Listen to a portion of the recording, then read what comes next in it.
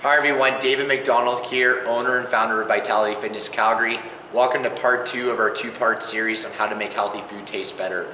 In our first part of the 2-part series, we went over 4 different ways that you can make your healthy food taste better, and we also went over why that's important. So one of the biggest challenges a lot of our clients and members have when they're changing their diet and when they're wanting to improve their nutrition is they find healthy food can taste really bland, it can be really boring. So there's a lot of different creative low-calorie ways that you can enhance the flavor of your food. So we're gonna go over the last 4 with you that we have on our list of 8. So the next one that we have here is cooking with and including healthy fats. So the 2 healthy fats that I would recommend using when you're cooking are coconut oil and using olive oil. Okay? You're gonna use them for different things depending on what you're cooking, how you're preparing your food. So coconut oil is better to actually fry and cook food with, and the reason why is because coconut oil is very stable at room temperature and it has a high smoke point. Now you might be wondering why that's important. The reason why that's important is because anytime an oil gets to its smoke point, it actually turns into a trans fat. So to keep it a healthy fat, we want to make sure that we cook it before it starts to smoke, cook with it before it starts to smoke. So having oils with a higher smoke point, okay, is going to be better for cooking, okay, because it's going to take longer to reach that smoke point. So that's why coconut oil is really good for cooking. Olive oil is okay for cooking at lower temperatures. Okay? So if you're going to be sauteing anything at a very low temperature, if you wanted to add some olive oil into, say, a stir fry, or maybe you had some meat and veggies and you wanted to saute them up with a little bit of olive oil. Olive oil is better to add in once the meat is about 90 to 95% finished cooking, or maybe even at 100%, and you just want to add a little bit of flavor in and saute the veggies and the meat together. So that's when you'd want to add olive oil in, when the meat is either finished cooking or the meat is almost done cooking, and you just want to add a little bit of that olive oil flavor to it, along with some spices. So that's when you'd want to use olive oil. Another scenario that you can use olive oil with is salad dressing. So probably one of the best bases for salad dressings, whether you combine olive oil with balsamic vinegar, you could put olive oil, in a little mixer with some spices, maybe add in a little bit of mustard, maybe add in a little bit of honey or maple syrup, and you can make a nice homemade dressing. So that's another scenario that you could use olive oil with. So if you're going to cook with higher temperatures, coconut oil is the best. If you're going to cook and saute with very low temperatures, and if you're going to use an oil for a salad dressing, then olive oil would be a better option. So cooking with oils can really enhance the flavor of your food. The other thing is that our brains are wired for sweet and savory foods. So if you really want to get that savory taste and that savory flavoring, then using coconut oil or olive oil can help with that.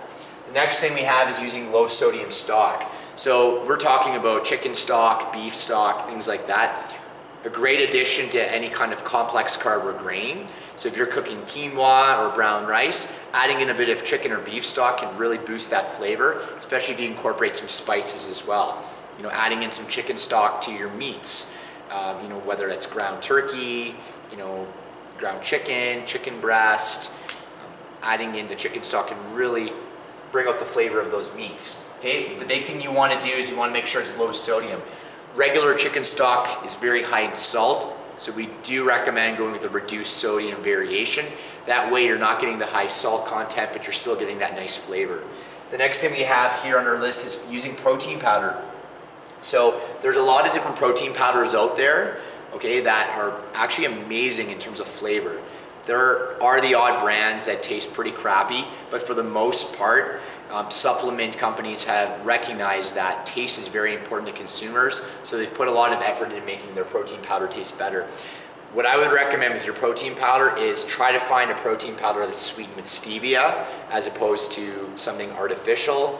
It's not the be-all and end-all to choose a stevia-based sweetener in your protein, but if you have that option, I would recommend that over something artificially sweetened.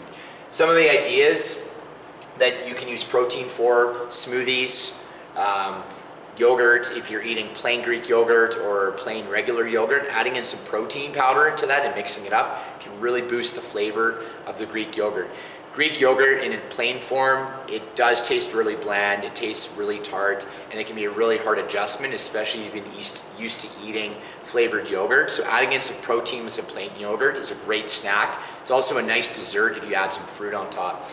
Again, like I said before, adding in protein powder can really boost the flavor of your smoothies. You know, if you're gonna add protein powder to your smoothie, you wanna maybe do 1 to 2 scoops along with some fruit, some kind of milk like almond, coconut, or regular milk, maybe adding in a little bit of nut butter, some natural peanut butter, natural almond butter, and blending up your smoothie and taking it with you. And you got a breakfast that's ready in about 1 to 2 minutes. So protein powder can be great for smoothies, things like Greek yogurt, plain yogurt, enhancing the flavor of those. Another thing that I personally incorporate as a snack sometimes after dinner is I'll take some water or milk and I'll put it in a bowl, just a little bit. I'll add some protein powder and I'll mix it up so it makes a bit of a pudding consistency. And then what I'll do is I'll add some frozen fruit or some regular fruit, like a banana, into the mixture, and I'll mix it up and I'll put it into the fridge for about 10 minutes. And it's almost like a pudding / ice cream, and it tastes awesome. So that's another way that you can incorporate protein into your meals and snacks. Okay, the next thing and the last thing we have is using extracts. So extracts like vanilla extract, peppermint extract, lemon extract, you can add these into your smoothies, you can add it into your oatmeal. If you're doing any kind of baking and you really want to keep your baking as healthy as possible and you don't want to use any kind of refined sugar or artificial sweetener, you can use some extracts. And then to add a little bit more sweetness to your baked goods, whatever you're eating, you can add some dried fruit, you can even add some unsweetened applesauce. Okay, but adding extracts, it's a great way to sweeten up your food a little bit, add some more flavor, but you're not adding in the calories. Okay, so those are our last 4 tips. The other thing we recommend is buying cookbooks. So if you have any kind of cookbooks you've been thinking about buying online or at the bookstore, we highly recommend that. The benefit of cookbooks is a cookbook can take all of these tips that we've given you and they can combine it into recipes. Okay, so it's another creative way to enhance the flavor of your healthy food.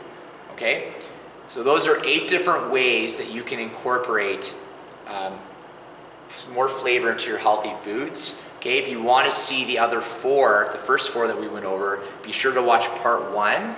Okay, and again, we went over the last 4 in part 2 today. If you'd like to check us out, if you'd like to come and try Vitality Fitness, you're thinking about trying a couple boot camps, what you can do is you can go on our website at vitalityfitnesscalgary.com. Okay, on the right hand side, there's going to be a link to a 1-month trial for $20. Okay, we would highly recommend trying out your first month for $20. Come in, see if our classes are fit for you, and we'd love to see you come and try us out. Again, you can go to vitalityfitnesscalgary.com, click the link on your right hand side to activate your 1-month trial. Thanks so much for watching, and we'll see you soon.